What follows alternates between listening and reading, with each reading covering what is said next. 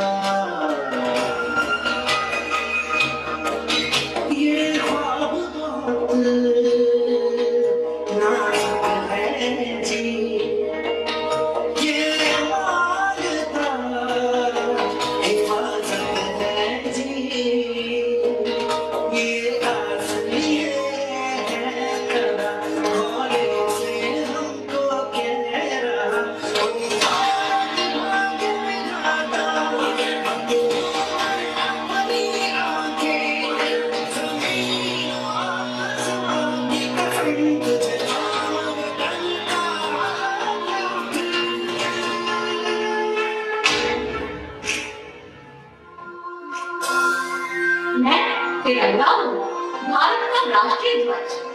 मेरे भारत में भाषा, धर्म, संस्कृति के विविध रंग नजर आते हैं। रंगों से भरे हुए इस देश में मेरे 3 रंग भी समाये हुए हैं और इन सभी रंगों को एकता के सूत्र में बांधे हुए हैं मेरे ये 3 रंग। हर दिशा की, प्रकृति की महक इन रंगों में समाई है।